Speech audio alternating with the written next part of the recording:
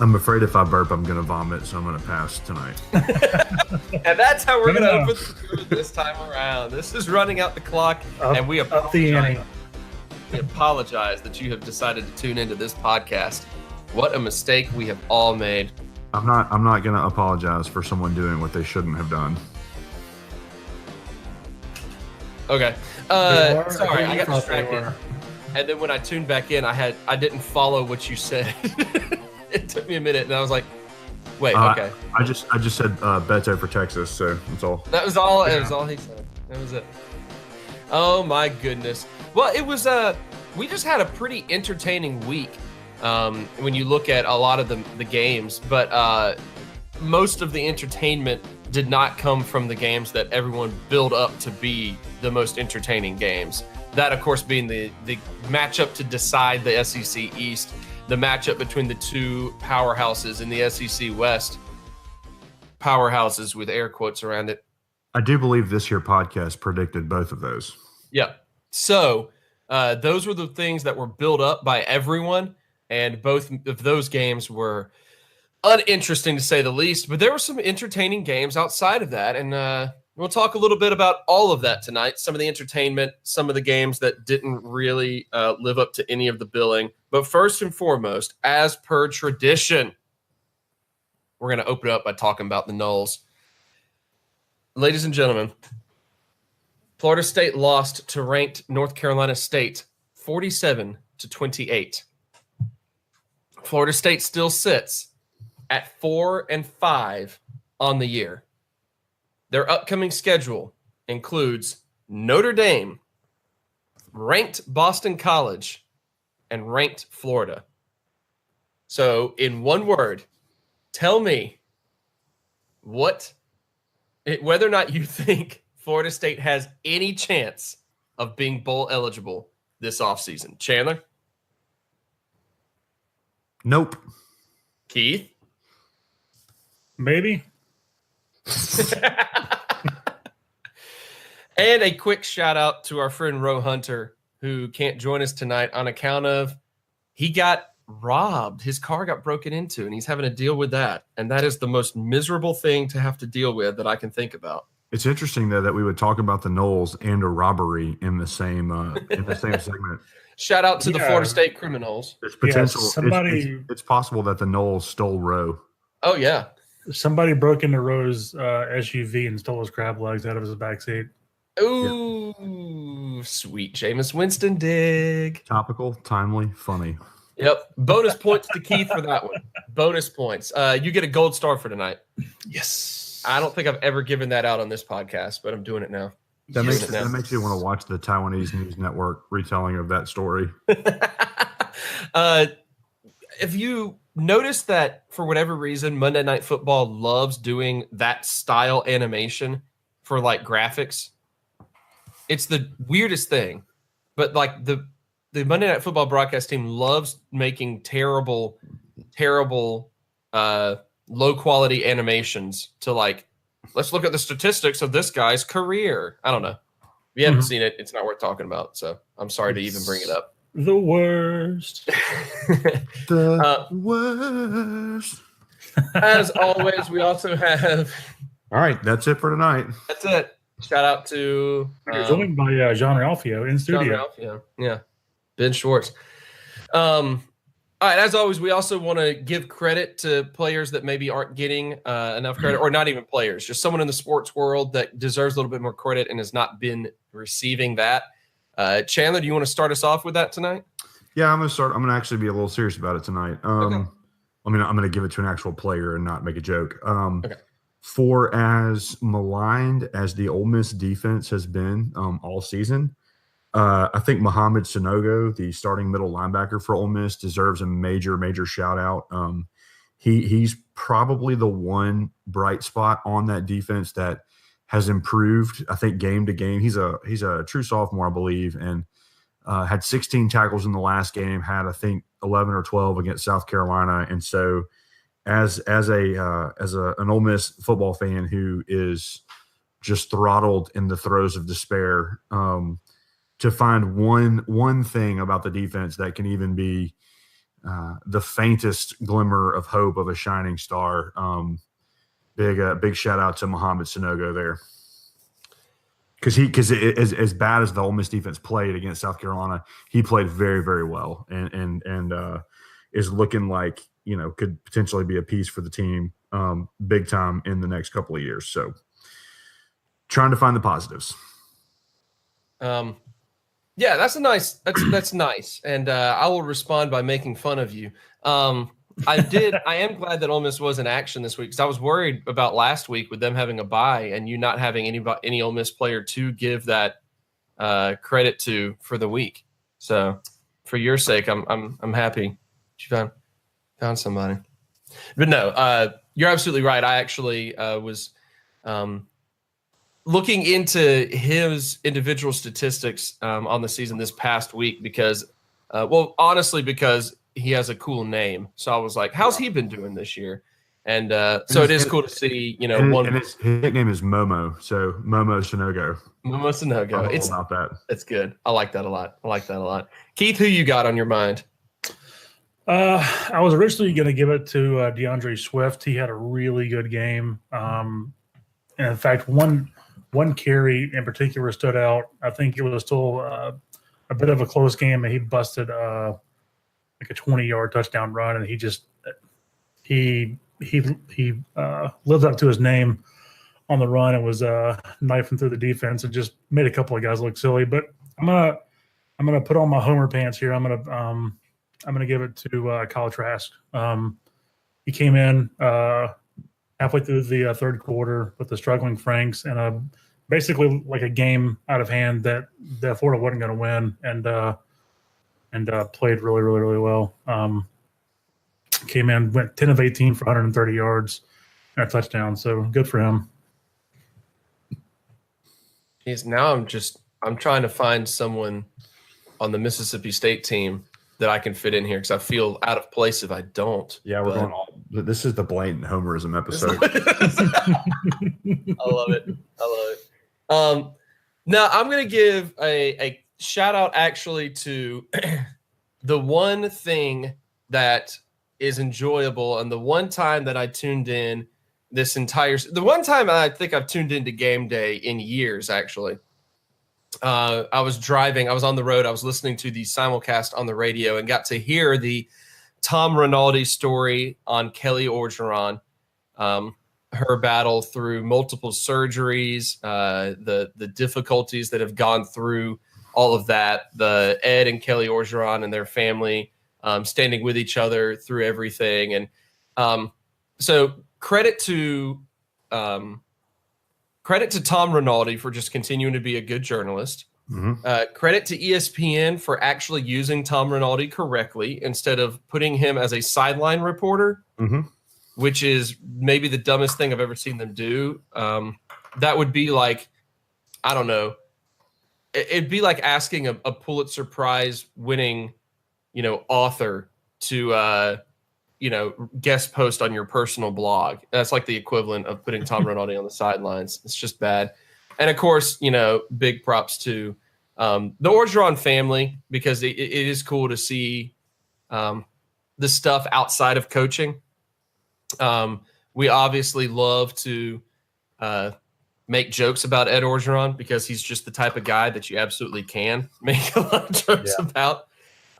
He's a comic character, most of the time. But to see his home life, to see his family, and the way that they stand by each other during difficult times, it was a good story to see.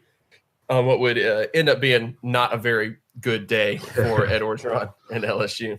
Well, so. and I didn't hear that story. I would love to hear. I was reading about that in the offseason, but actually through just some organizations that we work with in college, got to know Kelly Orgeron a little bit while we were there, and just always really liked her a lot. And so to kind of hear about the stuff that she's been through, since they left Oxford, it's really hard to hear, but it's really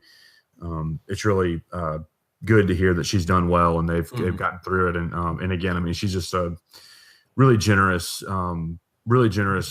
woman as far as the way that they just show hospitality to people and open their home and those kinds of things. So I'm happy to hear that she's doing well. Yeah, everything that it seemed like in that story in particular, which I I don't know much about them outside of that, but everything in the story, it was I don't know, it just it was impressive to see. If you did not catch the story and you're listening to this, you can look it up. Just a quick search for Ed Kelly Orgeron. You'll see it on ESPN. But basically, she had complications after having to have a spinal surgery that were like life-threatening complications. Mm-hmm. And then she was very honest about it. I thought was very interesting. Very honest about how even outside of the life-threatening complications, there were moments in which she kind of like out of desperation said, I almost wish I didn't make it out because I hate living like this. And just difficult stuff, and to see them persevere is really, really impressive. Yeah. So good story. Look it up. Shout out to them. And a special shout out, because I told you guys in the group text that I was going to give him a mention. Tommy Townsend of Florida is their punter, and decided on a punt return that he was going to attempt a tackle by standing over a return man that was already on the ground and like jackknifing straight down into him, like helmet first, in the most awkward looking tackle attempt I've ever seen. If you could find a video of that, you should. It was hilarious, and somehow he did not. He got an unsportsmanlike penalty call, I believe, on it, but not a targeting call or anything. It was the strangest thing. It was a rough weekend for targeting.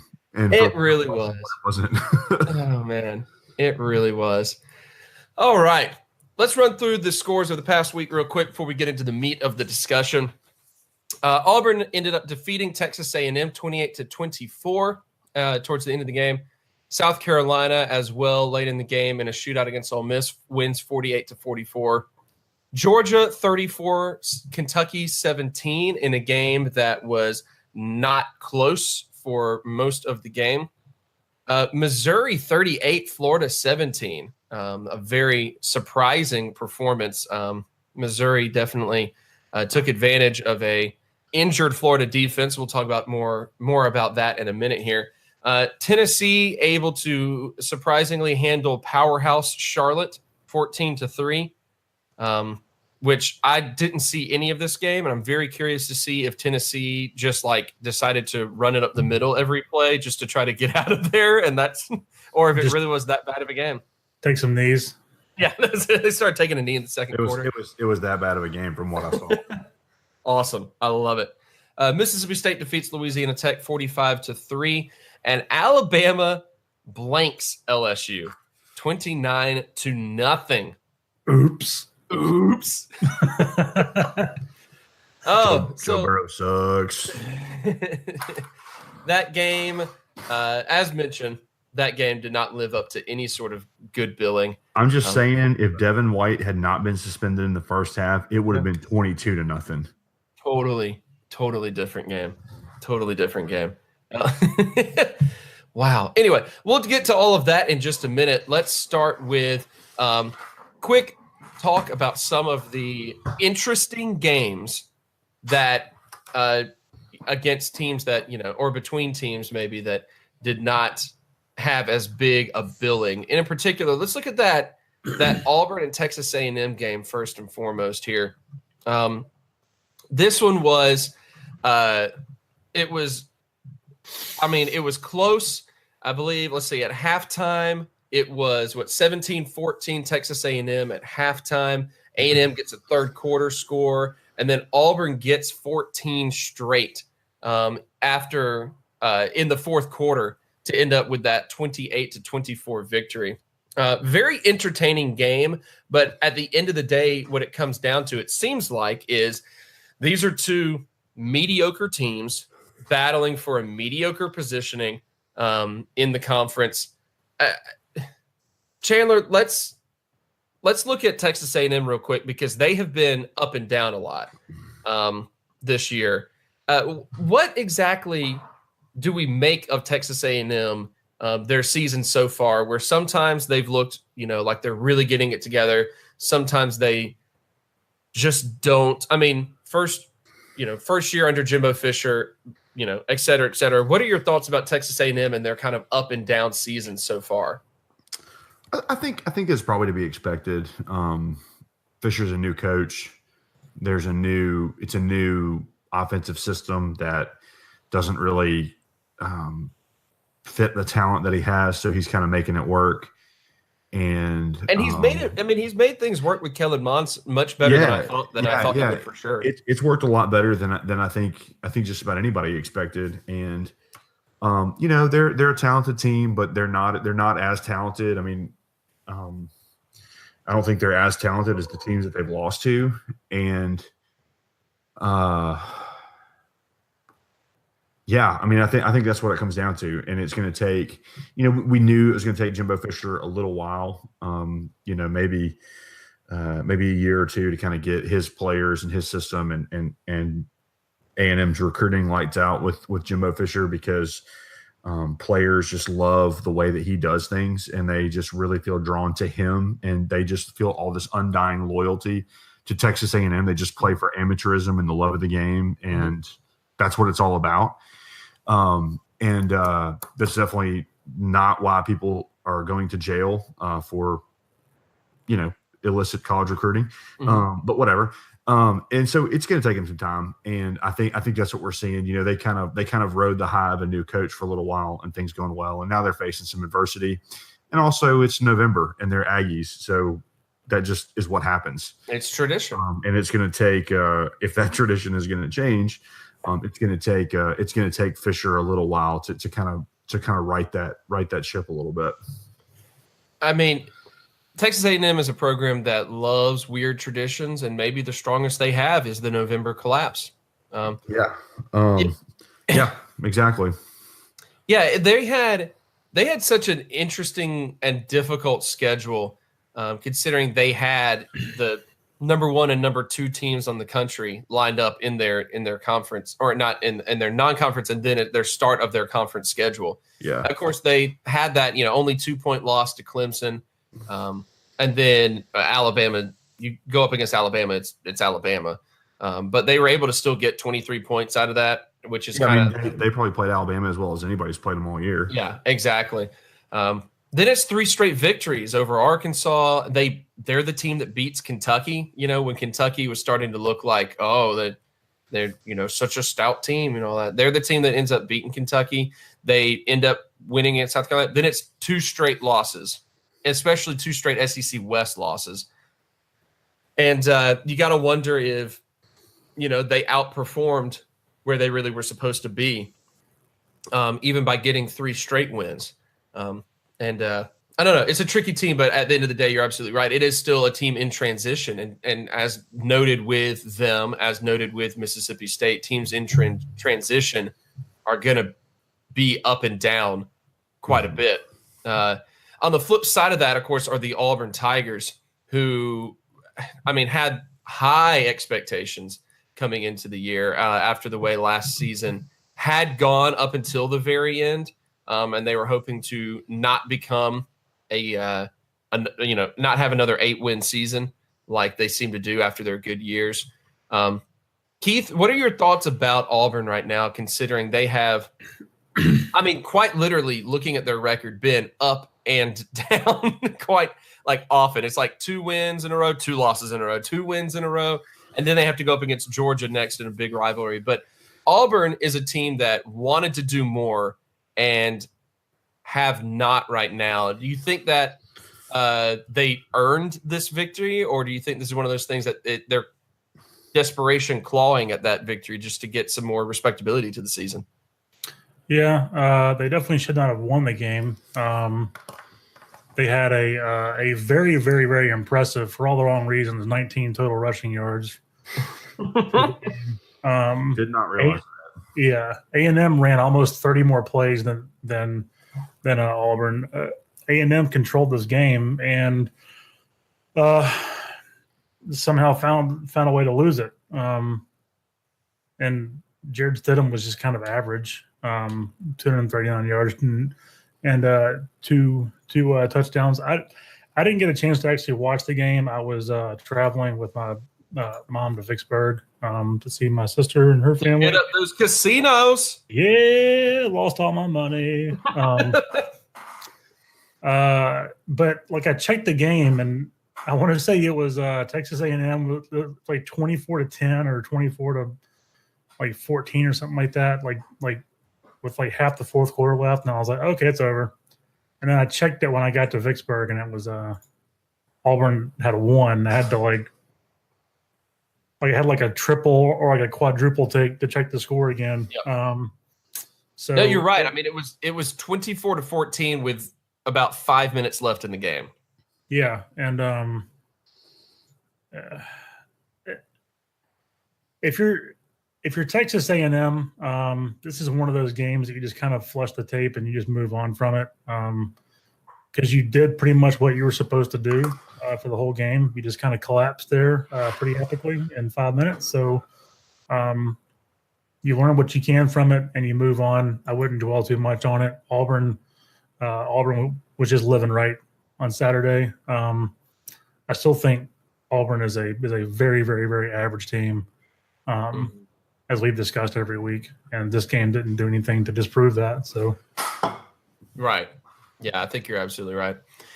All right, moving on from that, let's get a quick mention. I don't want to dwell on it too much, especially because I don't want to pick on Chandler here or make add to anything. But South Carolina was able to pull off a victory against Ole Miss in a high scoring game here. We were talking, and the reason I want to bring this up at all is because we were talking about South Carolina and Missouri quite a bit in our SEC East focused episode this time last week. A road win in the SEC for South Carolina, does this salvage anything for them at all? That's the question here. Does this salvage anything for them, considering this is where does that put them in the SEC East standings right now? I thought I had the standings in front of me, but I do not. They are technically tied with Florida for third. They're just a game behind because of their overall record, because they had that game canceled or whatever. All right, that's what I thought. But, I mean, does this earn – yeah, what does this mean for South Carolina? Does this earn anything for them, you think, Chandler? I don't know. South Carolina is one of those fan bases that, if you're from Mississippi, like we all are, you have no interaction with them whatsoever. Right. You don't know. I mean, you kind of knew like, oh, they had those couple of good years under Holtz. They had those couple of really good years under Steve Spurrier, and that was great for them. But I mean, I don't know. I mean, they had really high hopes coming into the season. I was listening to a South Carolina reporter on a podcast before the game, and it was like, he just said this game doesn't really do a lot for them if they win, and it just makes them a little bit more frustrated if they lose. But I mean, it's a typical South Carolina team, 7-5, 8-4, 6-6, kind of in that range, and I'll go to a bowl, and it's nice. It's nice for them, but I think honestly, looking at it,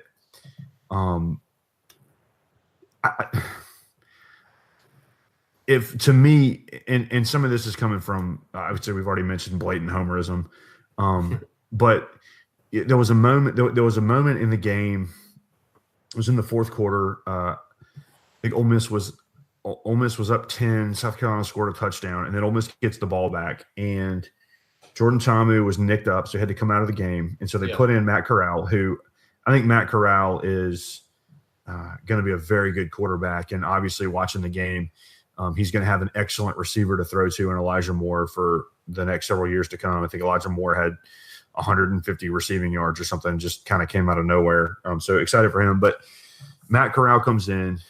Scotty Phillips finished the game with 21 carries and 140 yards.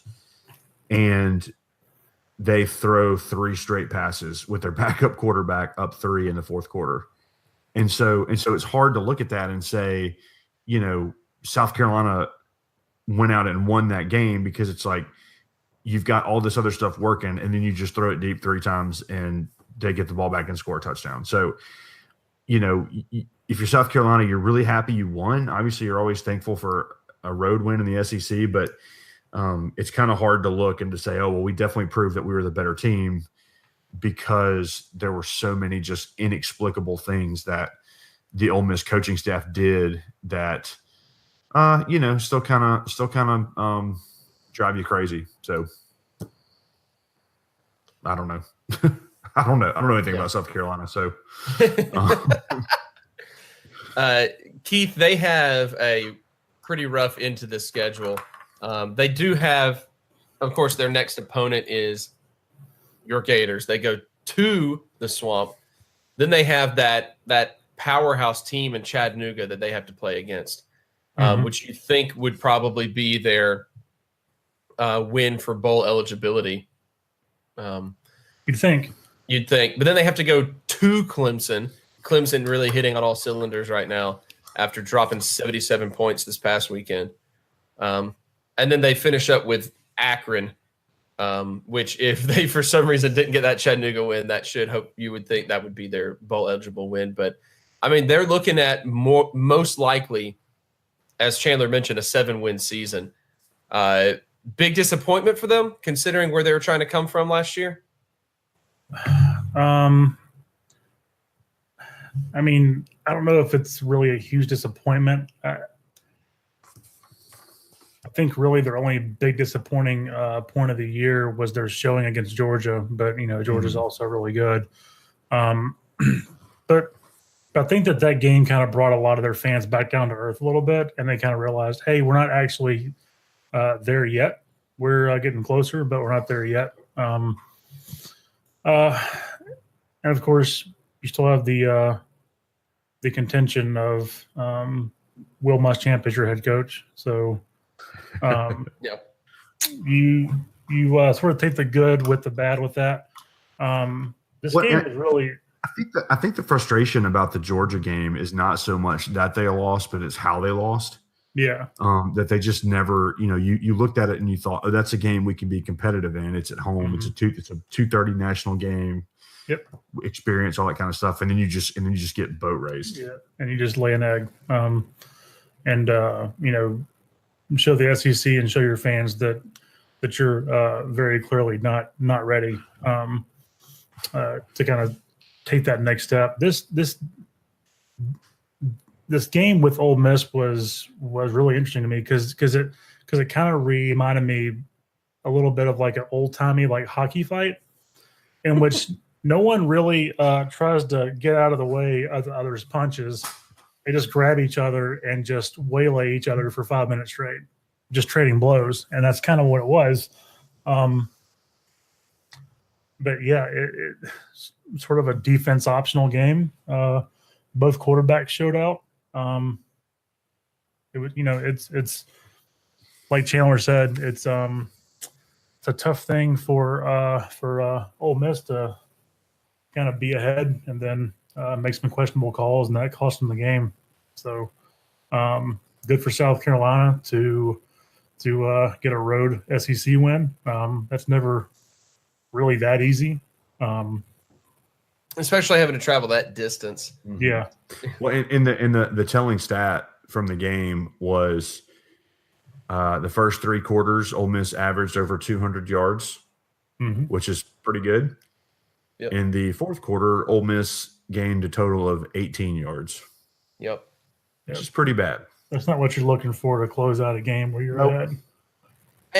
Almost an identical situation of what happened at Texas A&M and Auburn as well. Is that in the fourth quarter, Keith, you mentioned it when you were talking about A&M. It was the same sort of thing. It's like this is a game where you try to like just burn the game tape, get out of there because you got to the fourth quarter and you just collapsed. And so you need to get at and evaluate exactly what you did wrong. But at the end of the day, I mean, it was a simple explanation of you held this other team, or not held super well, but you did hold them to only 14, and you were moving the ball, and then the fourth quarter happened, and you stopped moving the ball. Yeah.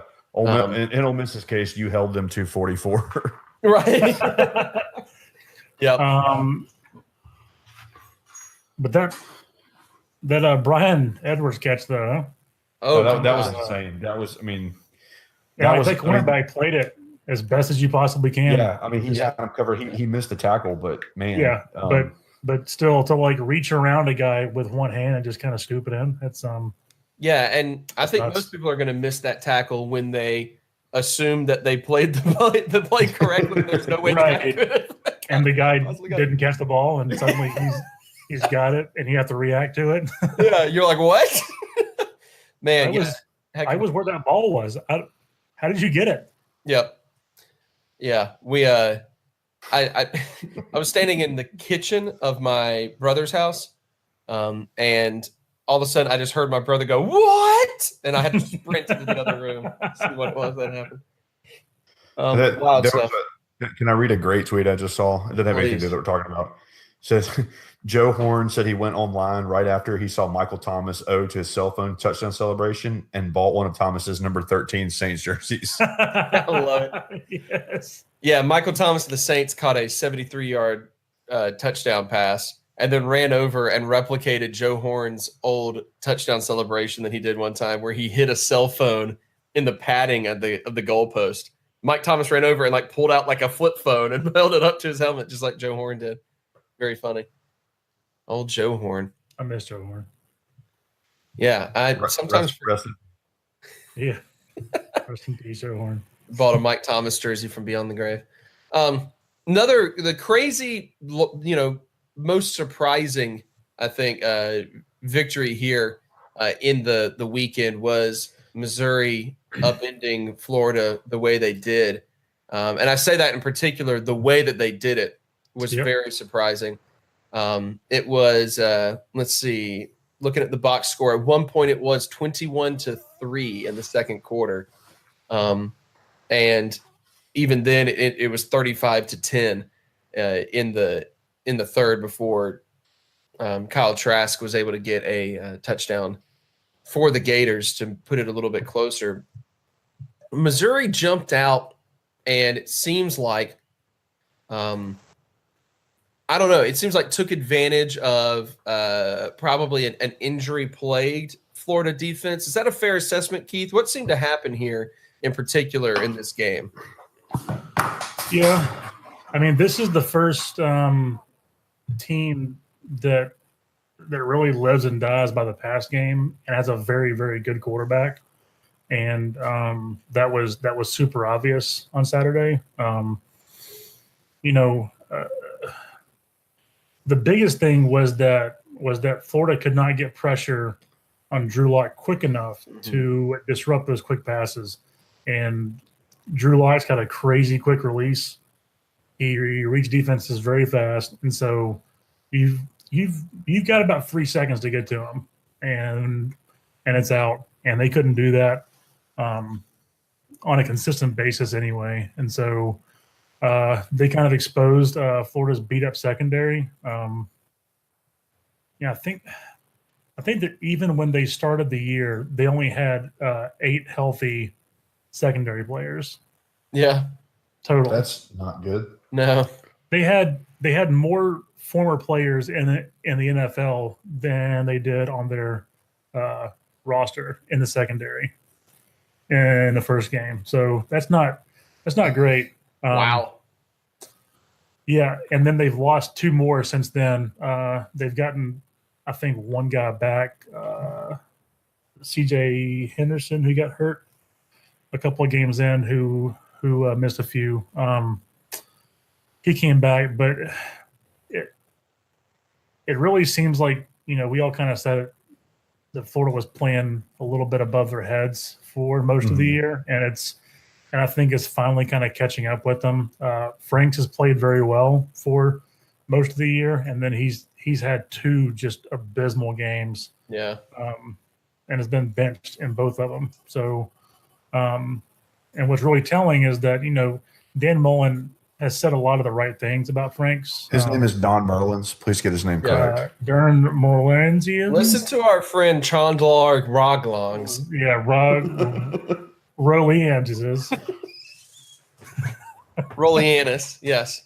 In New Orleans. Yeah, so like Darren's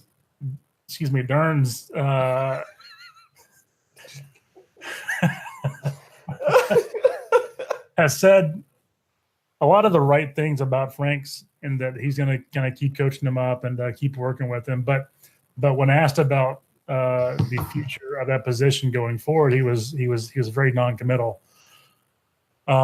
which he's always stood behind Frank's the whole year. So that's a pretty big deal that he wasn't going to answer that question. But but the game got out of hand early. Florida's offense just couldn't move the ball. I mean, they made Missouri's defense look like world beaters, and that's never a very promising thing, especially since they've been pretty bad all year. So it was a terrible game performance wise, and then like the atmosphere of the stadium was also really, really, really bad. It was just a flat day from basically everybody. So fun times. Yeah, real blast. Yeah, I had wondered if Merlins was mostly benching Franks to kind of damage control a little bit if he wasn't doing well, trying not to save him. Save his season a little bit. But I think it's mostly the fact that Trask came in and then did well. Yeah. Kind of makes him forces him to consider a few things. Exactly. Kind of forces that. And we debated this a little bit in the group chat, but I still think that you can't and shouldn't burn Emory Jones's red shirt, because he's more valuable to you as a potential fifth-year senior in 2022 than he is as a freshman in 2018 when you're not playing for anything. Yeah. And quarterbacking is the only position that Mullen is a big fan of red shirts in. Yeah. He'll gladly play a freshman running back, receiver, lineman, linebacker, anything like that. But quarterbacks, if he can get an extra year in their development, he's going to do that every time. Especially if you think he's your guy. Right. And is a potential championship winning quarterback. So yeah, and to be perfectly fair, and in my defense, I had the argument forgetting that Kyle Trask was even still alive. So. I had never heard of Kyle Trask before Saturday. So I didn't know what there was. There was a quote unquote quarterback battle during training camp and like into the first week of the season, and then he disappeared from the face of the earth. Yep. Yeah. No, I had completely forgotten about him as well. But he's a big dude, solid 6'5", 240. Mm-hmm. Yeah, that's a big dude right there. Almost like Mullen designed him himself. That's what, when Dan Mullen gets onto NCAA football and like creates a prospect, like that's who he creates. Except Trask is also about as adept at running the ball as Frank says. Yeah. He was not recruited by Mullen. Always safe to remember that. Mm-hmm. If you guys, by the way, are not keeping up with Sunday Night Football, the Patriots have decided to take Tennessee alum Cordero Patterson, wide receiver, and put him in as running back. I love it. He's gained over 50 yards on the ground, including a rushing touchdown. That's awesome. That's Bill Belichick for you. Like, whatever, man. Yeah. Speaking of, apparently the Titans have put Derrick Henry on the trade block. Yeah, they Dion Lewis was expected to kind of share a lot of it, and I saw a stat today that said that Lewis has been involved in over 60, almost 65% of offensive plays on the season, comparative to Derrick Henry. So apparently they don't like him anymore. Don't like him at all. Getting back to Missouri and Florida real quick. I mean, it was an offensive clinic for Missouri. I mean, beyond Drew Lock, throwing 3 touchdown passes, 250 yards, Demaria Crockett ran for 114 and a touchdown. Larry Roundtree III ran for 72 yards and a touchdown. There was just a lot of offense in general for Missouri, and it seemed to catch Florida off guard a little bit. So, Chandler, I'm going to ask you the telling or the question that we like to ask about who does this say more about? Does this say more about Florida, as we mentioned, not quite being or kind of the season catching up to Florida a little bit? Or does this say more about this is what Missouri should have been able to do this season, and that's why it's been such a disappointing season for them? What do you think, Chandler? Who does this say more about as a team? I think it says more about Florida and just that they're not where they want to be yet. I mean, it was fun for them as they kind of got started, and it was like, oh, here we're doing all this stuff and we're beating LSU and all these kinds of things, and it just not there yet. They don't have. We knew coming into the season that they didn't have their quarterback. And we knew coming into the season that there were some just questions on offense in general, and they were able to kind of piece some things together and make it work, but it wasn't it wasn't anything that was like meaningfully sustainable. And so I think and Missouri still is in a lot of ways kind of exactly who you thought they were going to be, in that they could put up some points, but their defense was going to be bad. And, you just kind of take that with what you have with Drew Lock. And so I think it says more about Florida and that maybe we kind of jumped the gun with thinking, oh, they're back already. They're this, I think they were ranked top 10 at one point. And they weren't ever that. So yeah, to me, it says more about Florida, and just, you got a little taste of what they could potentially be in years to come, but then they reminded you of exactly what they were. Yeah, and a lot of that, again, common theme amongst several of the teams we've discussed tonight, and we have been discussing across the season, team in transition, new coaching staff. Yeah. You got, a defensive coordinator who thrives off of blitzing every play, and as soon as it doesn't work, it doesn't work. Yep. With Todd Grantham. And this just happened to be, I think, an example of, yes, there were injuries, a ton of injuries, and that doesn't help at all. Mm-hmm. But the injuries also completely derailed anything that does work well with a Todd Grantham defense, it seems. I could be way off base with that, and Keith, you can correct me if that's an incorrect observation, since you're paying closer attention. But that's what it seems like to me. They kind of got hit early, and the defense did not have the personnel or the scheme to really, contain it all. Well, and that's before we kick it to Keith.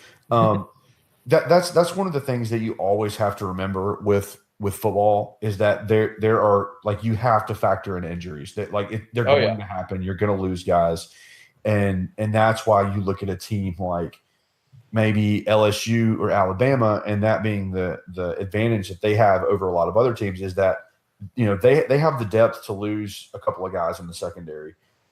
Florida right now doesn't, and I think that's what it comes down to. Yeah, and you can plan for injuries all you want, but when you lose as many guys in the secondary as they have, or at any position really, like that's borderline catastrophic. And Florida doesn't have the talent on either side of the ball depth wise, maybe at running back, but literally nowhere else. Yeah. To contend with having those sort of injuries. So Florida's starting 11 is pretty good. Definitely top half of the SEC, but behind that, it's rough. Yeah. It's really rough. And so I think we're getting to the point of the season where the defense is honestly probably pretty spent, because they can't afford to like rotate, 8 or 9 guys on the D line, and then 7 or 8 guys at the linebacker position, and they full on cannot rotate anybody in the secondary because they barely even have bodies back there to start with. Yeah. So I think it's just a point of fact that when the offense that they have struggles, and they do, and they will, then the defense has to keep them in it, and they're exhausted. Yeah. No. Yeah. That's exactly it. Injuries, are just nasty. It just impossible to deal with. Let's look at the two. The East and the West are decided in terms of championship now. Alabama sealed it against LSU, and Georgia able to take care of Kentucky to win it in the East. These are the two teams that were expected to win coming into the year. And so it's not necessarily like this is a massive surprise. There were some questions about, whether Georgia could replicate what they had done. And they haven't really done it in the same way, but they've obviously done it. So let's look first at which one do you guys want? You want the East or the West first? East. Because it doesn't matter because Alabama's going to win. Right. So we're looking at the game in the East. Georgia wanted to make a point that they had the ability to move against one of what is statistically one of the better defenses in the entire country in Kentucky, and they did just that. I mean, they jumped out to a 28-3 lead at one point before Kentucky was able to get a touchdown. 28-3. Along those stats, I ran the numbers, and that is good.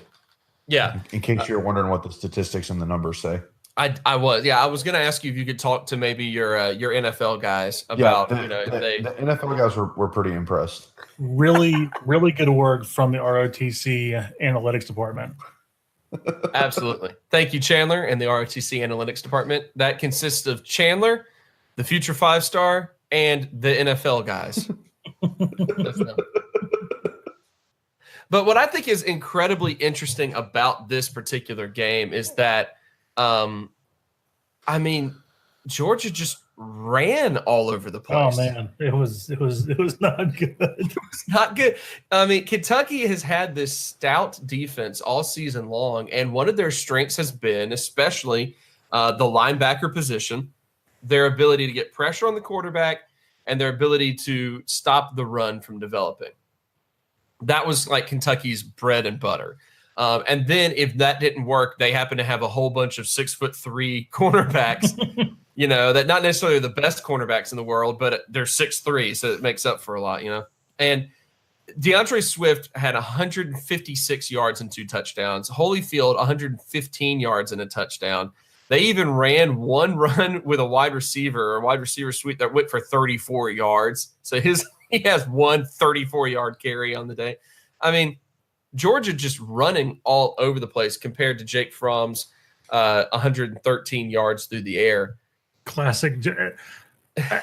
I want to go back and look at every one of the games and look at the completion versus attempts, because I feel like every game I look at, he's always 14 for 20. Every single time. Just his thing. It could be 14 of 20 for 300 yards. It could be 14 of 20 for 72 yards, but it's going to be 14 of 20. If he throws more than 20 times, something has gone wrong and Georgia is struggling. Yes, exactly. Or you're playing Florida. We have this debate, always, like, I feel like it comes up every weekend. Like, is Jake Fromm actually good? It's like, well, is he throwing the ball 20 times or less? Yes, he's very good. If he's throwing it more, not so much. He's no Gardner Minshew here. Okay. Man, yeah, I'm always just so riveted by those guys that get into like a pass heavy scheme, and I'm just like, how do their arms not fall off? Like, how does Gardner Minshew's arm not just completely fall off by the end of a game when he's throwing the ball, 45 to 50 times, like every game, no matter what it is? Because he's the hero we deserve right now. Yeah, exactly. Fromm didn't have to be good. From the past week, we mentioned how he was very good and had some incredible passes. Was that last week? 2 weeks ago? Now completely forgotten. It all blurs together in my mind. And then this was a game in which, like, he didn't really seem to have to do anything. But Keith, are you surprised at all by the fact that it was such a one-sided game? Yes and no. No, it's kind of taking the easy way out, but I thought that Georgia's offense had the potential to be way more explosive than Kentucky's, given their respective matchups, I guess. After a really, there's never been any point in which Kentucky's offense has looked explosive. Right, exactly. But like you know, what's even more impressive maybe than the Georgia running game was also Kentucky's running game being equally unimpressive. And that, like, for the second or third week in a row, Benny Snell just hasn't done Benny Snell things and hasn't gotten, over 100 yards. I realized last week he got benched, but because he apparently got into like a yelling match with his offensive coordinator or something, and and Not a good look. got benched. Yeah, but and so you're forcing Terry Wilson to be a quarterback, and nothing against him, but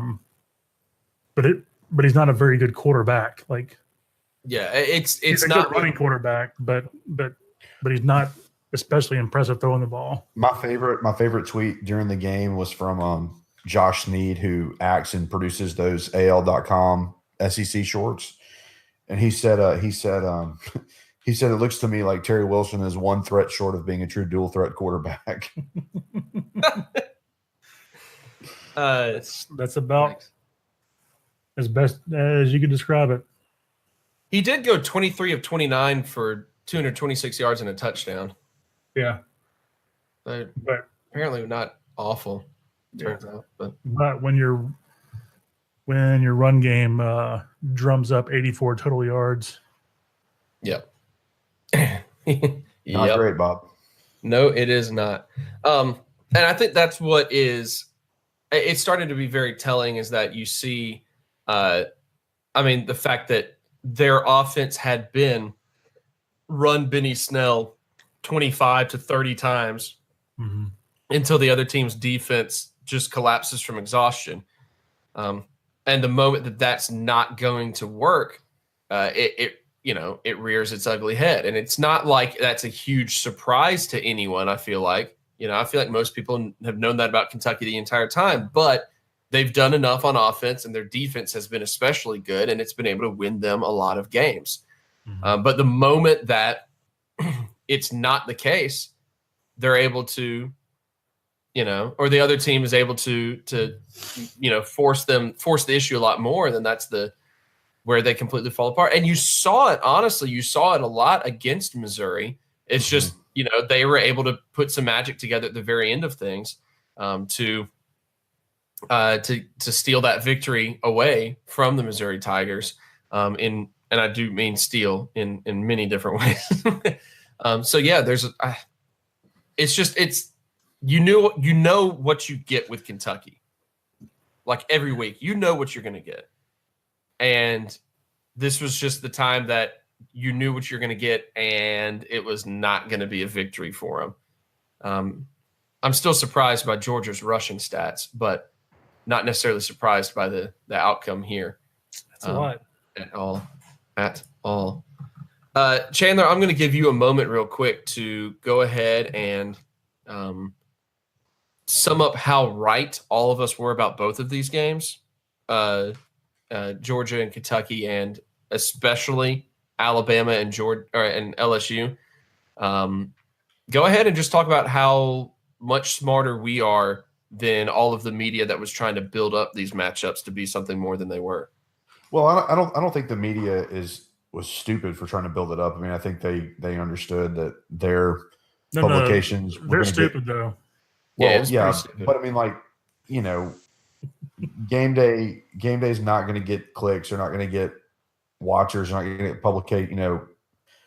They're not going to get the attention they need if it's not a great game on at least on paper, if they don't make it out to be. And so, but I mean, yeah, look, anybody with eyes and a brain that's not a LSU fan, which I guess eyes and brains are not really things that LSU fans typically have anyway. But shots fired. Get him. Like that's what I thought was so funny about the whole like Devin White being suspended controversy. It's like, yeah, he got. I mean, you can say that targeting call was questionable, or you can say you agree with it, whatever. But like, it was a bad call. Devin White was questionable. Devin White was not the difference in that game. He absolutely wasn't, and I mean, we all knew before the season that it was going to be Alabama from the West, it was going to be Georgia from the East, and that's just unless you were Rowe who picked Mississippi State to go 12-0, Right. you knew this is what was going to happen, and sure, LSU kept it interesting for a little bit longer than maybe other teams did, but I mean, come on, like nobody in the East is on Georgia's level. Nobody in the West is on Alabama's level. I think nobody in the country is on Alabama's level, and No. that's not fun for college football. Right. The Jacksonville Jaguars are not on Alabama's level this season. So I don't know about the Jaguars, but I'll say I'd say the Jags. the Raiders definitely aren't because they traded all their good players away. Yes. But yeah, I mean, we were right, and I think if you listen closely, a lot of people were right. A lot of people thought this is what was going to happen, and it was just, I don't know. It was just inevitable. That's the way to describe it. It was inevitable. Yeah. It's like I don't know. It's just like it's a train coming, It's on a set track. It's not going to change directions. You know that it's not going to change directions, but you just cannot get out of the way of it. Well, and what's amazing, at least from Alabama's perspective, is they have Mississippi State and they have Auburn left in league play, and they could conceivably lose one of those two games, and it just wouldn't matter because they're gonna beat Georgia. They're gonna go on to win the SEC, and so they wouldn't even have to win the West or win the SEC. They're still Alabama. It wouldn't matter. They'd get in the playoffs. Yeah, I mean, I think with one loss they'd have to win it, but I understand for comedic effect what you're saying. But yeah, I mean, it's and that's the ultimate insult, I think, to the rest of the league is that you can lose a game in November and it just not matter. Mm-hmm. So, yep. Have fun. This is what when all those people chanted SEC after all those games, this is what they wanted and this is what they're getting. So, yep, that's it. You have no one to blame but yourself. You wish it upon yourselves. I do want to once again give a huge amount of credit to the two losing teams in those matchups for being the two biggest surprises, I think, for everyone here on the season. And for a lot of people. I mean, you looked at the season opening up with a Miami team that we thought was going to be better than they had ended up being, an Auburn team that we thought was going to be better than they ended up being. Looking at the fact they had to go to Georgia, which did end up being a loss, but having Georgia or to Florida that ended up being a loss. Having Georgia the next week, all of that. We looked at LSU's schedule and said, man, that's a rough schedule. Just don't see them navigating that very well with so many question marks on offense. They were able to navigate it, even with a lot of question marks on offense. Yeah. We looked at Kentucky and just went, well, they're Kentucky. Yeah, they've got really good linebackers coming into the season. But do they have enough to make up for all the question marks on offense? For most of the season, they did. They had enough to make up for that. So you got to give credit to those two teams still, I think. Even if this past weekend was not what they wanted and not the message that they were hoping to really send or prove, Mm-hmm. So, that's it. We're done, right? No more? We're done with everything? All right, let's look ahead now at the matchups that we have coming up. Texas A&M looking for a little bit of redemption if they can, ending the two-game slide. But they have Ole Miss, who is also hoping to prevent once again what happened to them against South Carolina. Can I just go ahead and give you the preview and the spoiler alert for this game? Please do, sir. Ole Miss will not stop the skid. Yeah, what do you think the odds are greater at as far as like these two teams stopping the skid? I mean, do you think A&M has the? I mean, it is in College Station, isn't it? A&M is going to stop the skid, and Yeah. Ole Miss will not. Like, whatever the odds for that statement are, that's what they are. So there you go. There's the preview right there from Chandler. So let's keep rolling down the list here. Vanderbilt and Missouri. Now at this point, two teams that have conference victories. Wow. Didn't expect that one. Didn't expect that one. Yeah, they did it. They all did it. But Vanderbilt has to go to Missouri for one of the longer commutes in the SEC East. I'm just kidding. All commutes in the SEC East are long when they have to go to Missouri. But that's two teams that have one win on the season, Vanderbilt and Missouri. Keith, do you think either of these teams have an edge at this point? I would say Missouri, just from the sheer fact that it's a home game for them, and Drew Lock's a really good quarterback, even though he's had kind of a down year. So, and Vandy's just Vandy. Like, they're going to be a tough out, but I just don't think that they have the overall skill to hang with Missouri. Also in the East, Kentucky travels to Knoxville, Tennessee, probably hoping to get some of the frustrations out after not being able to prove their case for winning the SEC East. You think Kentucky? Do you think Tennessee, Chandler? I didn't actually plan for this to be another Chandler previewing a Tennessee game. I just realized I was doing it right now. That's entirely on me. But the universe has spoken. Yeah. All right. It had to happen, I guess. It had to happen. Chandler, do you think Tennessee has any chance of taking advantage of maybe a disheartened Kentucky team, or does Kentucky just go out there and handle business? Yeah, I mean, I think it depends on if Kentucky is actually disheartened or not. I mean, They still have a lot to play for. I think a 10-win season is still in their grasp, which is huge for them. You go from maybe playing in the SEC championship game to, still having maybe an access bowl at your fingertips, which is huge for Kentucky.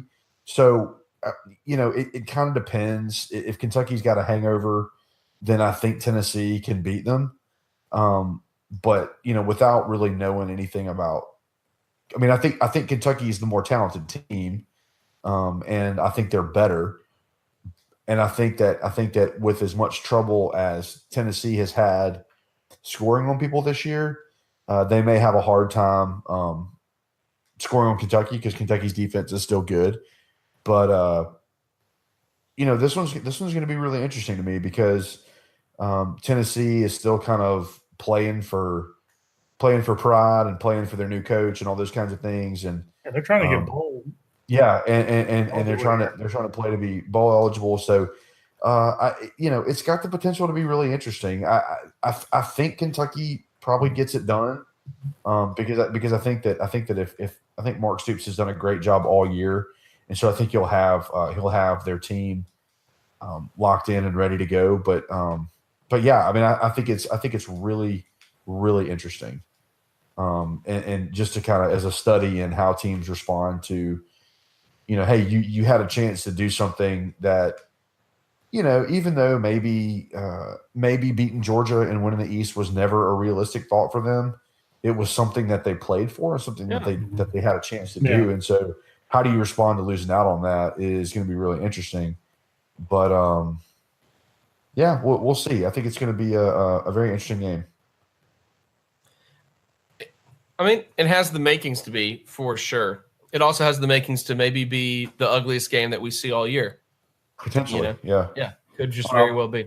Watched a lot of Ole Miss this year, so I don't know if it can be ugliest, but yeah.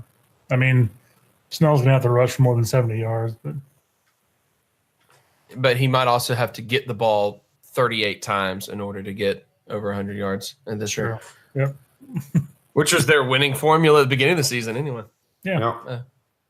Swapping back over to the West, then, just to break things up here. MSU loses to Alabama this weekend. Keith, do you think that the Bulldogs will put up any yards of total offense?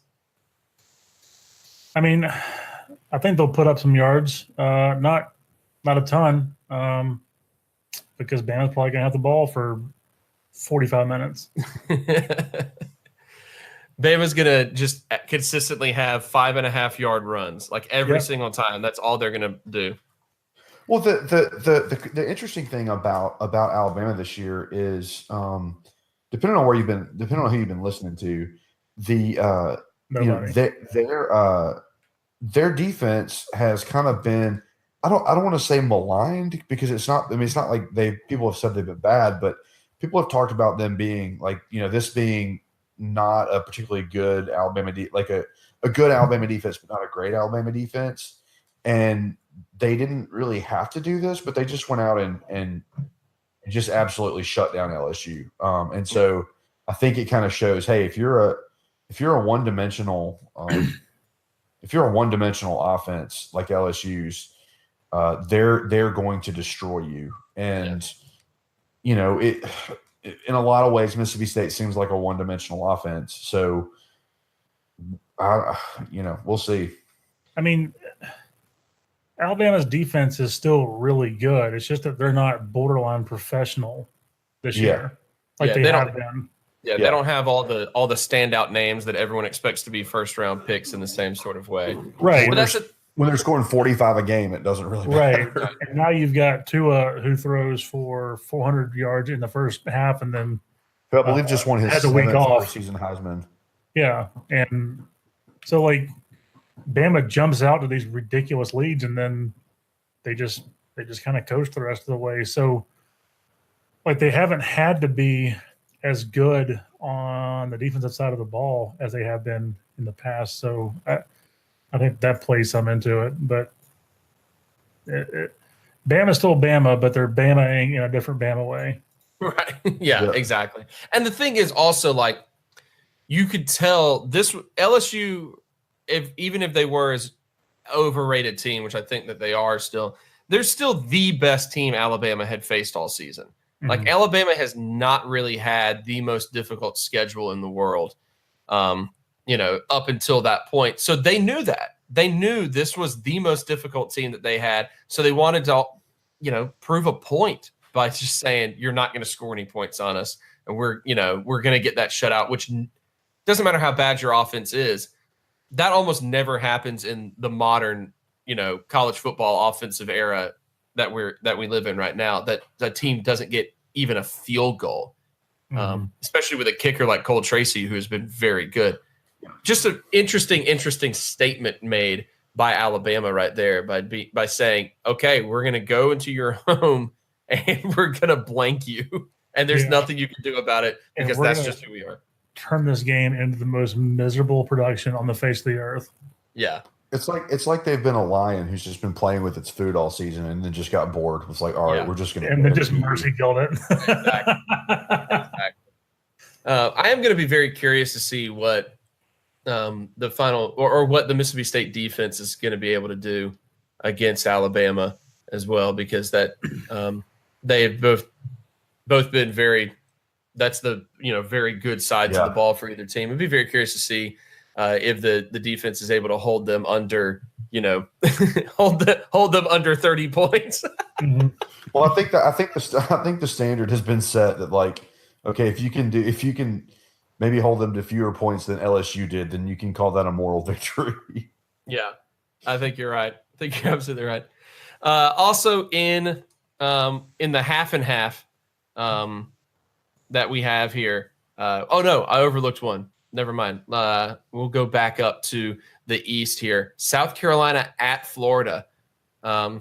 Florida, I feel like, has the clear advantage here in most of the categories, but the injuries that they're still dealing with on defense, as South Carolina's offense is coming off a week in which they were clicking.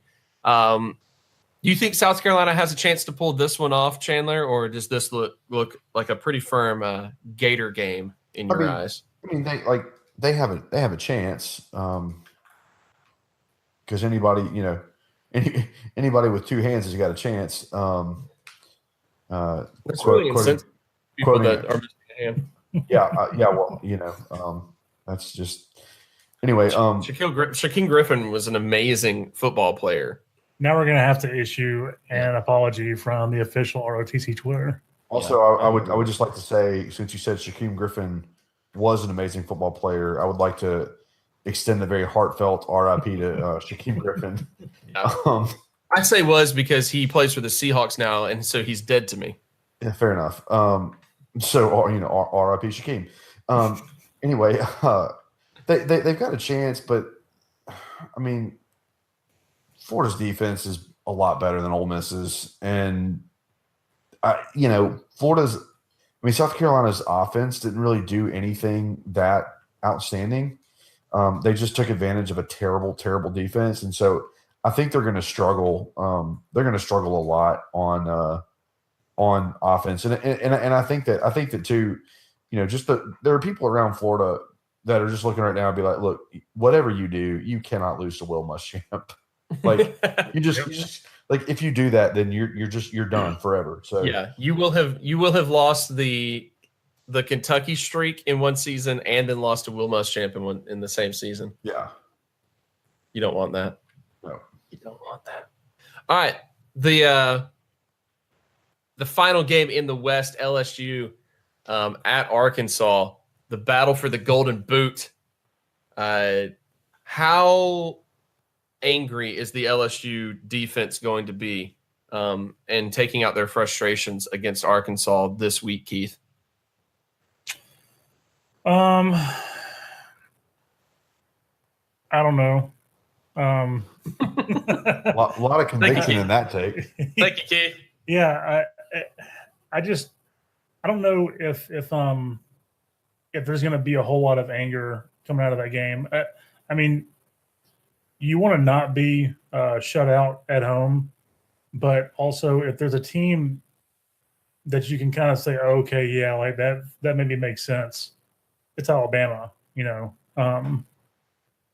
but that being said, they're definitely going to look to work out a lot of kinks before they head into the final stretch of the year here. And Arkansas is a pretty sad sack team, so. I don't know why, but calling them a pretty sad sack team is just really funny to me. It should not be, but it really. Chad Morris. Yep. We barely even knew you, Chad. Barely even knew you. Well, his name was Chad, so we knew enough. Ow. He was a frat boy for sure somewhere. Mm-hmm. If you're a Chad and you were listening to this, I hope you were offended. Wow. Oh, there's our second official apology from the ROTC Twitter. Yeah. I'm gonna have to text my friend and ROTC contributor Chad Gibbs and apologize to him already for that. They're like, dude, you don't want to listen to this week's episode. I'm sorry. It's harsh on the Chads. Chandler just destroys all Chads. Oh man! All right, finally we've got Auburn and Georgia, one of the big interdivisional rivalry going on this weekend. I believe it is the South's oldest rivalry. Mm-hmm. It's a big one. The schools very close to each other in proximity, comparatively speaking to other rivalries. I don't know. But anyway, it's a big one. Georgia, you got to expect to be pretty heavy favorites in this. But Keith, do you see any reason that Georgia would have to fear Auburn at this point in the year? Well, Joseph, the only thing to fear is fear itself. And fear itself, you of course mean sophomore wide receiver fear itself for the Auburn Tigers. He hate me. Although fear itself does seem like a very Auburn wide receiver name. Yeah. Got a JUCO transfer. Steve Fear Itself. Fear itself. Excuse me, Chad Fear Itself.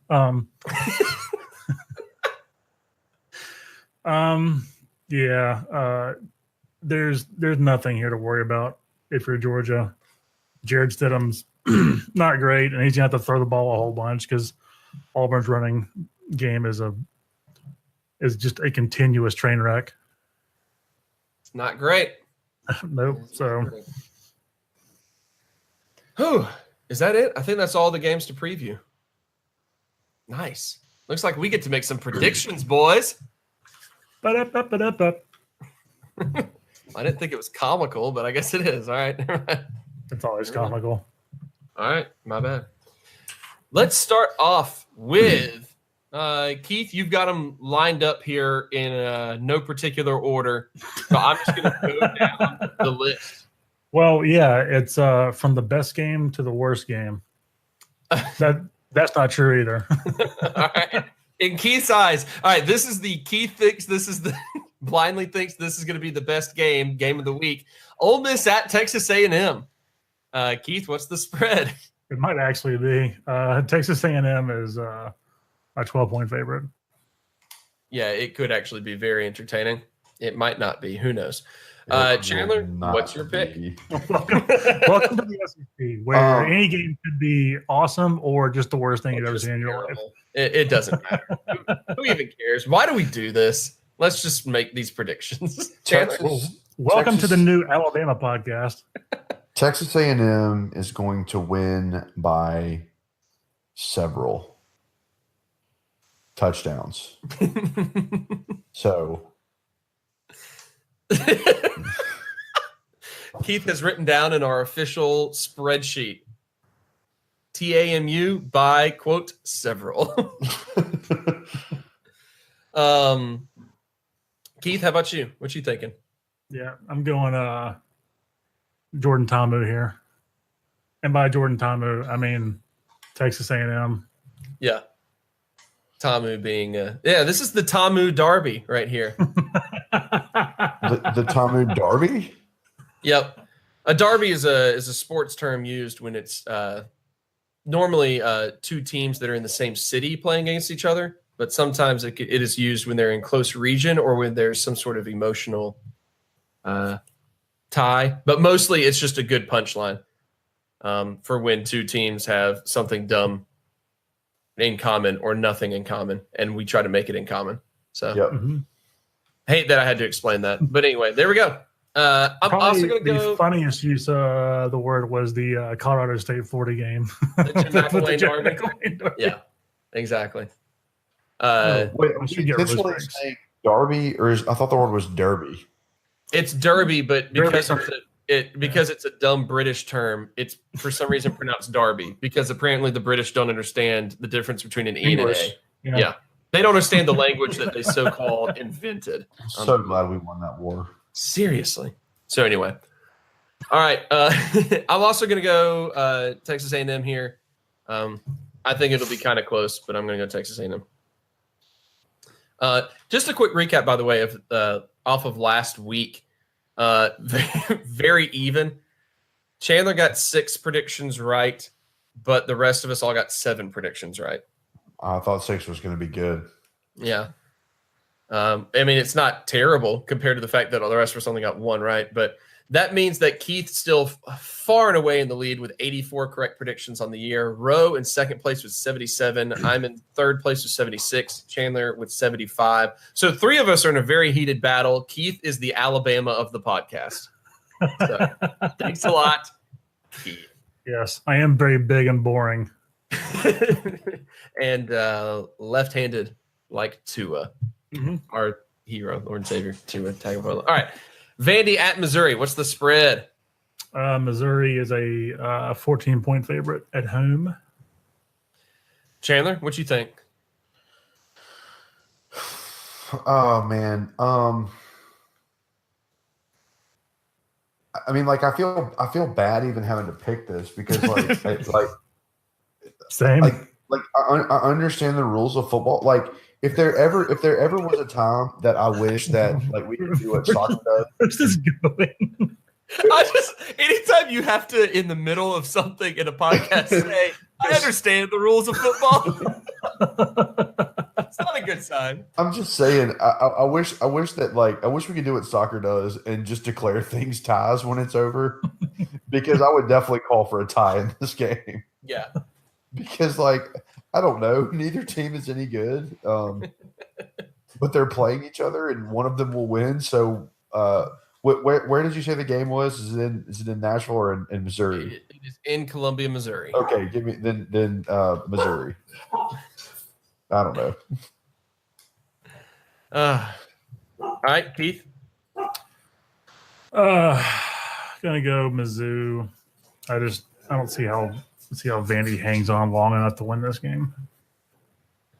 Yeah, I hate that I have to pick Missouri here, but I also don't ever feel comfortable picking Vanderbilt. Missouri has been a frustrating team, but as mentioned last week, I do think Missouri has really had an absolutely awful schedule to deal with as well. So their record sucks in comparison to maybe how good they are talent-wise. Their record's just been that bad. So, do you understand the rules of football? Oh God, no! I never even would pretend to. Every single time I'm out there and the referee throws a flag, I'm just like, "Is that the ball? Are they supposed to be going after that? Is that a fumble?" That's is that the ROTC pledge now that we have to make when the referee throws the flag? It's kind of like the snitch in Harry Potter. That's what I was wondering. Nobody ever goes for it. It's the weirdest thing. The new ROTC. Welcome to Running Up the Clock, where we understand the rules of football. Also, can this episode be live from Hogwarts? That's it. You got it. Live from the Quidditch fields of Hogwarts. Fields? Is that what they call them? I don't know. Arenas? Battle space? It's not a real sport. Yeah. South Carolina at Florida. I forgot what we were doing. That's right. We're predicting games. South Carolina at Florida. What's the spread? We have too many games to go. Florida still keeps picking up the favorite tag in these games. I don't really know why. They're a 6-point favorite at home. Because South Carolina sucks. Yeah. Chandler, you go with the Gators then off that sentiment? I'm gonna go with the Gators. Keith, how about you?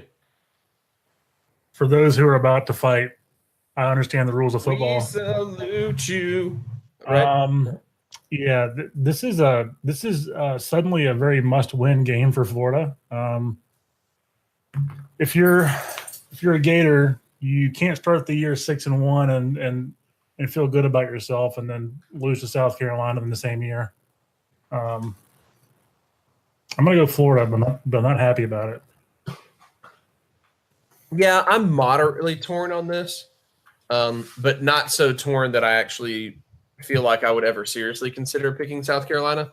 And part of that also being the fact that South Carolina, every time I predicted them this year, really was awful. South Carolina's kind of done you dirty a little bit. Exactly. So I'm still mad at them, and I will not pick them anymore out of principle. I don't pick Vanderbilt out of principle, even though I'm happy when they win. Because I just feel like, hey, good for you guys. But South Carolina, I'm not picking them anymore ever again out of principle. I'm not answering South Carolina's texts. Right. I am ghosting South Carolina right now. Never, ever, ever getting back together. I'm gonna leave South Carolina on red. Kentucky at Tennessee. Kentucky's a 3.5-point favorite.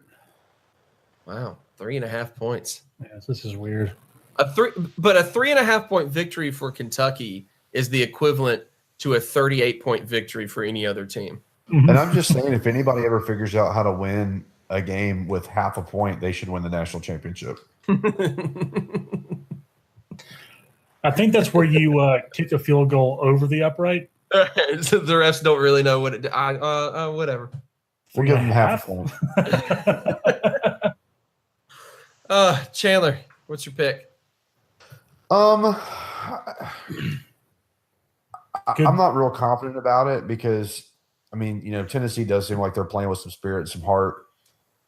Kentucky may be due for a letdown, but I still think Kentucky's a better team, and I think that they're going to win, but I'm not super confident about that.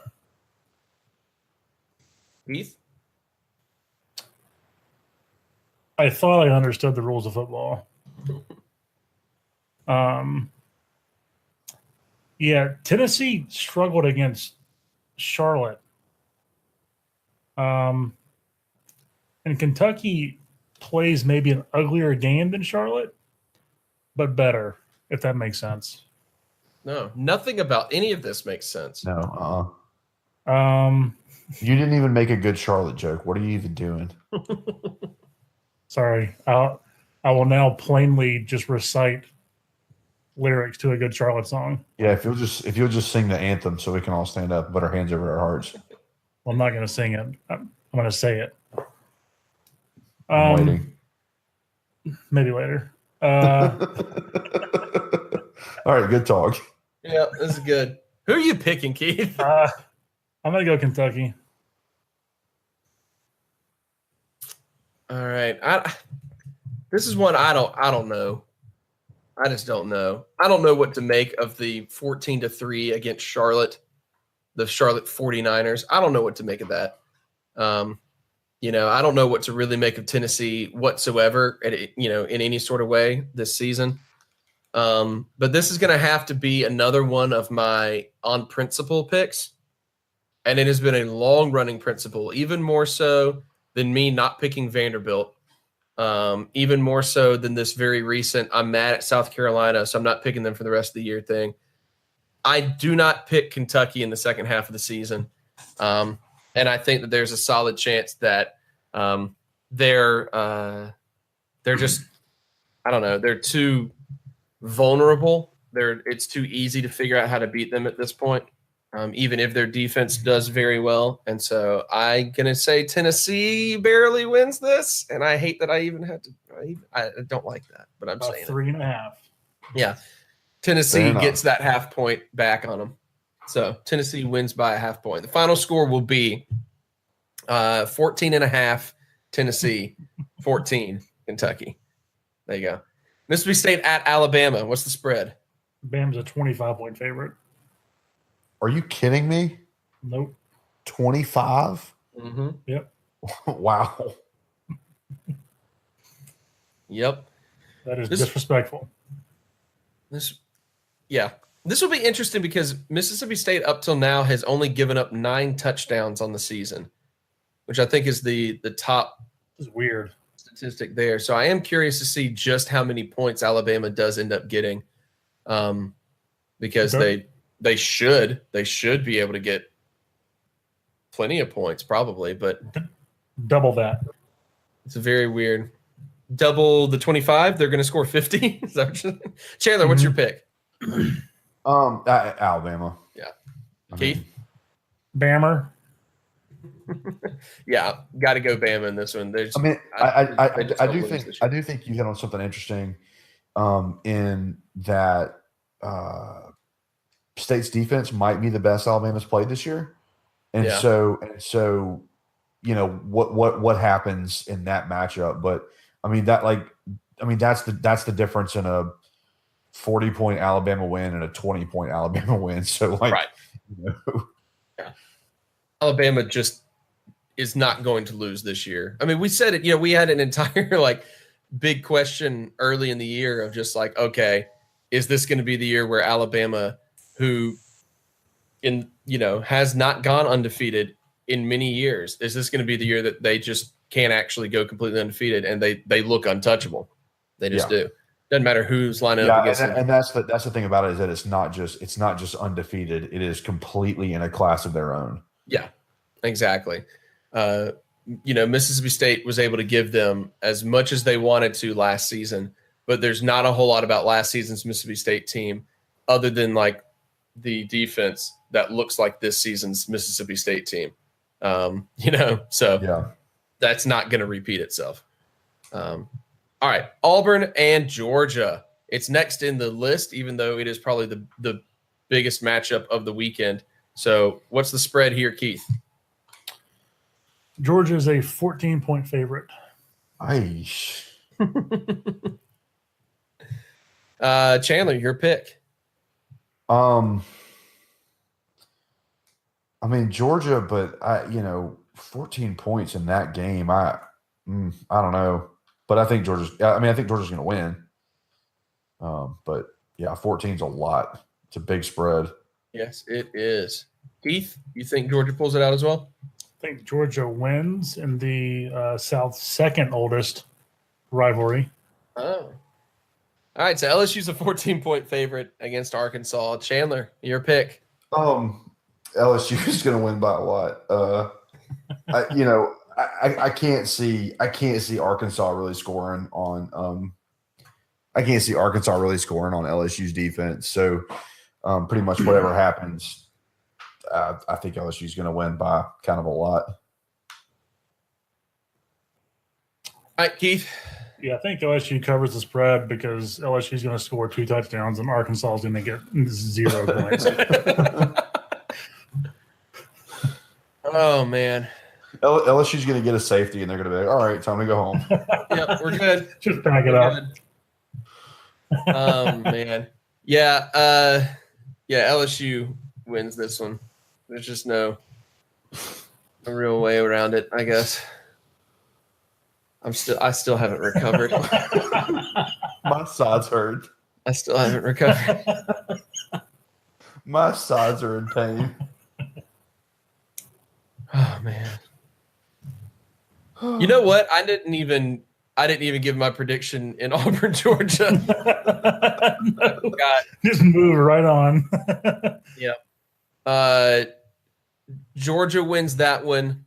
Auburn got the one upset victory last week over A&M that they needed to be able to lose this game, beat Liberty, lose to Alabama, win a bowl game, and get 8 victories on the season. just as they should. Yeah, just simply as the Nile floods every year. And then keep Gus Malzahn. Does the Nile still flood every year? I don't know. I haven't been there in so long. I wouldn't be able to tell you. We'll get the ROTC interns to research. Yeah, thank you for that. Yeah. Bo and Trapper will do a great job of figuring that out. That's that. Florida State at Notre Dame. I looked this one up for you, Keith. Notre Dame is a 3-score favorite. Jeez. Apparently. Perfect. According to this headline I'm looking at, I'm trying to see what exactly it is. It is up to 18, opened at 16, up to 18. So that is what the Notre Dame is at this point, an 18-point favorite over the Criminals. End at like 21 by the time Saturday rolls around. Most likely. Chandler? It goes against every Protestant bone in my body, but I'm going to pick. I'm going to pick Notre Dame. Irish. Yeah, I got to go Notre Dame. Something I discovered this weekend is that my brother Nathan really has some sort of vendetta against Notre Dame and was really upset that they won because he's like, yeah, now somebody's going to put them into the playoff. He's like, and they're just going to lose instantly. And I don't think he realizes that they're pretty good this year. So was that vendetta called the Reformation? Sure. We'll go with that. Definitely. We'll go with that. Gentlemen, as always, we predict one random matchup in something in sports related. This year or this week, I'm going to go ahead and pick the biggest matchup by far. The most significant matchup in the state of Ohio or concerning the state of Ohio this weekend. By far the biggest matchup. That, of course, is the Bobcats of Ohio against the Red Hawks of Miami of Ohio. Big one right here. Looks like Miami of Ohio is a 3.5-point favorite. What conference is that? You don't know what conference? No. Is it the MAC? Yeah, that's some MACtion, baby. We getting some MACtion? That's the MACtion. That's the greatest conference on earth. The MAC. I wasn't aware. Yeah, to be fair, I don't know if both of them are in the MAC. The Ohio Bobcats are. And I don't know if Miami, Ohio is. The MAC is the best conference that plays games on Tuesday nights. Yes. It's incredible. They are both MAC teams. Okay, good. Big MAC rivalry. As mentioned, the Red Hawks, 3.5-point favorites, even though they are 3-6 overall. Wow. Not great. That's terrible. All right. This game being played, I believe, in Miami of Ohio. So, Chandler, your picks? I was trying to think about people that I knew from each school, and since Ben Roethlisberger is the only person I can think of that went to Miami of Ohio, and I don't know anyone who went to the University of Ohio, I'm gonna say, give me Big Ben's boys. Give me Miami of Ohio. Keith, what are you thinking? I'm going to save that clip for later. This is weird. This game's being played in Oxford, Ohio, home of Miami of Ohio. My brain's not comprehending. Wait, Miami of Ohio is not in Miami, Ohio? No. I don't know what Miami means for this. The dumbest thing I've ever heard. Granted, this is a weird week for me and schools named Miami. I just found out this week that Miami, Florida is a private school. Yep. It only has like 16,000 students. That being said, give me the Cats. Ooh, I like it. I looked this up real quick, Chandler, because I wasn't aware of any University of Ohio I'm alumni. going to feel really dumb when you say these names. No, it's okay. There's not a whole lot of them that I can't think of any of these that you should know are from Ohio. Like none of these names, but there are some notable names here, or names that we do know. Bo Pelini, an Ohio grad. Of course. Yeah. Current, this one's for you, Keith, but the former athletic director at the University of Florida, Jeremy Foley. Oh, yeah. Was an Ohio grad. Let's see. There was one more that I knew I wanted to point out. Shoot, I lost it in the list. Oh, yeah. Mark D'Antonio. Oh, nice. The Michigan State University coach is a Ohio grad. So there you go. I'm going to go Miami of Ohio, but I'm not happy about it because I once ate at the Wendy's near their campus while passing through the state, and it was the worst Wendy's experience I've ever had. And that's hard to do. I mean, Wendy's typically is pretty consistent as far as fast food chains go. So. Just a weak Wendy's, y'all. Mark D'Antonio owns my favorite GIF of all time. Where he disappears? In the game where he literally vanishes into thin air. Such a good one. Such a good one. I think one of my favorite GIFs of all time that doesn't get one of the most underrated is the one of Alonzo Mourning sitting on the bench. Yeah. Obviously thinking to himself, very concerned, and then convinces himself of something halfway through his thought and goes, yeah, and starts nodding the affirmative.